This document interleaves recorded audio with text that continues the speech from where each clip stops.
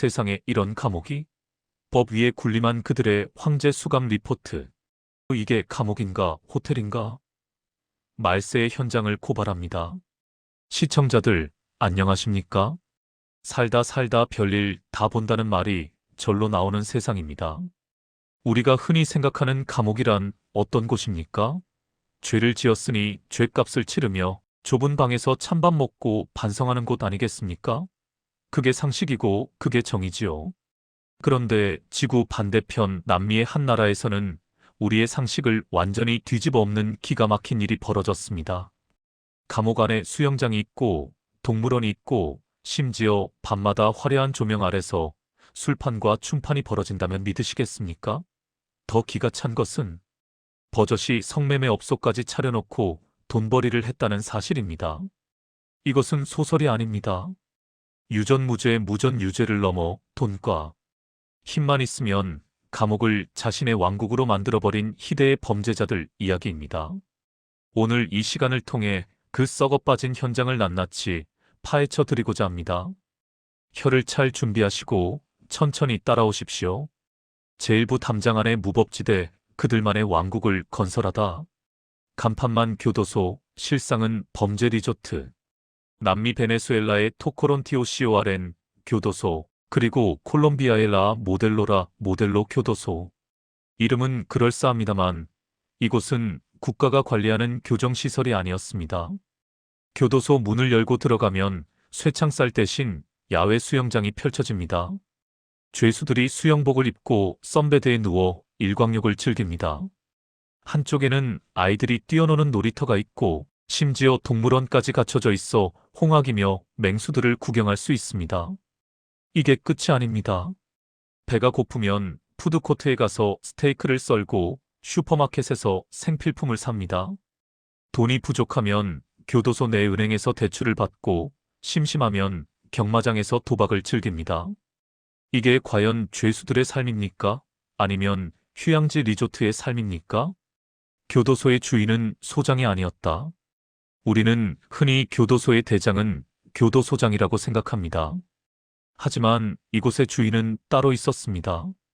바로 프란이라고 불리는 갱단 두목들입니다. 교도관들은 그저 문지기에 불과했습니다. 총을 든 교도관들이 오히려 죄수들의 눈치를 보고 두목의 허락 없이는 감방 안으로 들어가지도 못하는 신세였습니다. 두목은 감옥 안에서 자신만의 군대를 조직하고 세금을 걷고 재판까지 열었습니다. 국가의 공권력이 담장 앞에서 멈춰버린 그야말로 치외법권의 왕국이 탄생한 것입니다. 제2부 쾌락의 끝을 보다 술, 마약, 그리고 여인들. 밤이 되면 열리는 지옥의 클럽. 해가 지면 교도소는 활락가로 변신합니다. 감방 한가운데에 자리 잡은 대형 나이트클럽 도쿄토키오 실제 토코론 교도소 내 클럽 이름에서는 현란한 레이저 조명이 돌아가고 쿵쾅거리는 음악 소리가 담장을 넘어 인근 마을까지 울려 퍼집니다. 죄수들은 이곳에서 최고급 양주를 병째에 들이키고 외부에서 반입된 마약을 버젓이 즐깁니다. 범죄를 반성해야 할 시간에 범죄의 소굴에서 더 깊은 타락의 늪으로 빠져드는 꼴입니다. 엽기적인 옥중 성매매 실태. 가장 충격적인 것은 바로 여자 문제입니다. 뉴스에 따르면 이곳에서는 조직적인 성매매가 이루어졌습니다. 외부의 성매매 여성들을 교도소 안으로 불러들여 영업을 하게 한 것입니다. 돈 많은 죄수, 즉 황제 죄수들은 자신의 독방을 호텔 스위트룸처럼 꾸며놓고 여자를 부릅니다. 심지어 어떤 죄수들은 아예 아내와 자식들을 데리고 들어와 살기도 했습니다. 교도소 안에 죄수 가족들이 사는 무허가 판자촌이 형성될 정도였으니 이쯤 되면 이곳은 감옥이 아니라 거대한 범죄자 마을이라고 봐야 할 것입니다. 시청자들, 상상이 되십니까? 죄를 짓고 들어간 놈이 감옥 안에서 처자식 거느리고 밤에는 술 마시고 여자 끼고 노는 이 기막힌 현실이 말입니다. 제3부 돈이면 귀신도 부린다 부패의 사슬. 뇌물로 쌓아 올린 성. 어떻게 이런 일이 가능했을까요? 답은 뻔합니다. 바로 검은 돈입니다. 갱단 두목들은 마약 밀매와 범죄 수익으로 벌어들인 엄청난 돈을 교도관과 공무원들에게 뿌렸습니다. 스마트폰 반입, 뇌물 10만 원이면 오케이. 여자친구와의 하룻밤. 뇌물 50만 원이면 오케이. 에어컨과 대형 TV 설치. 뇌물만 주면 교도소장이 직접 설치 기사를 들여보내줍니다. 교도관들은 월급보다 죄수들이 쥐어주는 뇌물이 훨씬 많으니 죄수들을 감시하는 게 아니라 죄수들을 모시는 하인으로 전락했습니다. 돈이 말하면 진실은 침묵한다라는 서글픈 속담이 딱 들어맞는 현장입니다. 가난한 죄수들의 지옥. 그렇다면 돈 없는 죄수들은 어떻게 살까요? 그야말로 생지옥입니다. 두목에게 상납할 돈이 없는 죄수들은 황제 죄수들의 화려한 생활 밑바닥에서 노예처럼 일해야 했습니다. 잠잘 곳이 없어 화장실이나 복도에서 쪽잠을 자고 두목이 먹다 남은 음식을 주워 먹으며 툭하면 매질을 당했습니다. 감옥 안에도 철저한 계급 사회가 존재했던 것입니다. 바깥 세상보다 더 잔혹하고 비열한 양육강식의 정글이 바로 그곳이었습니다. 제사부 무너진 정예, 그리고 뒤늦은 심판, 비트코인 채굴기까지 상상을 초월한 사업. 이들의 뻔뻔함은 끝이 없었습니다. 최근 보도에 따르면 교도소 안에서 대규모 비트코인 채굴장까지 발견되었다고 합니다. 교도소의 공짜 전기를 이용해서 가상화폐를 채굴해 돈을 번 것입니다. 국가 세금으로 운영되는 전기를 도둑질해서 자기 주머니를 채우는 도둑놈들, 그리고 그걸 알면서도 눈 감아준 공무원들. 이들이야말로 나라를 좀먹는 기생충이 아니고 무엇이겠습니까? 1만 1천 명의 진압작전. 결국 꼬리가 길면 잡히는 법입니다. 이 기가 막힌 사실이 전 세계에 알려지고 여론이 들끓자 정부도 더 이상 두고 볼 수 없었나 봅니다. 최근 베네수엘라 정부는 군인과 경찰 1만 1천 명을 동원해 탱크와 장갑차를 앞세우고 교도소 진압 작전을 펼쳤습니다. 작전명은 카시케커시크 추장의 해방.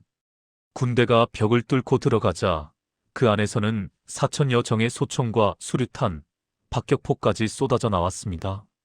일개 갱단이 군대 수준의 무장을 하고 있었던 겁니다. 텅 빈 세장, 날아간 새. 하지만 허탈한 소식도 들립니다. 진압 작전이 시작되기 직전 이 교도소를 지배하던 최고 두목 니뇨 게레로와 핵심 간부들은 이미 지하 터널을 통해 감쪽같이 도망친 뒤였습니다.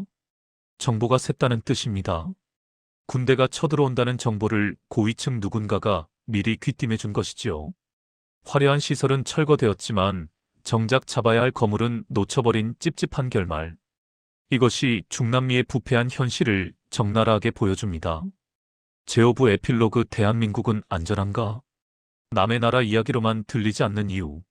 시청자들, 지금까지 중남미의 엽기적인 황제 수감 생활을 들으시면서 어떤 생각이 드셨습니까?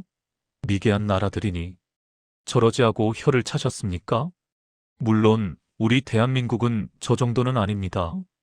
하지만 우리 뉴스에서도 심심찮게 들리는 소식이 있습니다. 재벌 회장이 감옥에 가면 병보석으로 나와 병원 특실에서 지낸다거나 힘있는 정치인이 수감되면 교도소장이 깍듯하게 모신다는 소문들 말입니다. 황제 노역, 특혜 수감. 우리에게도 낯설지 않은 단어들입니다. 정도의 차이만 있을 뿐 돈과 권력이 법의 평등을 위협하는 것은 사람 사는 곳 어디나 비슷한 모양입니다. 법은 만인에게 평등해야 한다. 오늘 이 충격적인 리포트를 마무리하며 우리는 다시 한번 정의에 대해 생각해보게 됩니다. 죄를 지으면 벌을 받는 것, 돈이 많든 적든 똑같은 밥을 먹고 똑같이 반성하게 하는 것. 그것이 무너지면 국가의 근간이 흔들립니다. 저 지구 반대편의 썩어빠진 감옥 이야기가 우리에게 주는 교훈은 명확합니다. 법이 썩으면 나라가 망한다. 부디 우리 대한민국만큼은 죄 지은 자가 두 다리 뻗고 자는 세상이 아니라 선량하게 사는 우리 시청자들이 대우받고 존경받는 정의로운 세상이 되기를 간절히 바라봅니다. 비록 그들이 잠시 돈으로 호의호식했을지라도 결국은 쫓기는 신세가 되었습니다. 죄의 대가는 반드시 치르게 된다는 진리를 믿습니다. 독자 여러분께 드리는 말씀. 오늘의 충격 리포트 어떠셨는지요? 사실을 바탕으로 재구성한 이 이야기가 단순한 흥미를 넘어 우리 사회의 정의를 다시 한번 되새기는 계기가 되었으면 좋겠습니다. 시청자들 모두 건강 유의하시고 평안한 하루 보내시길 바랍니다.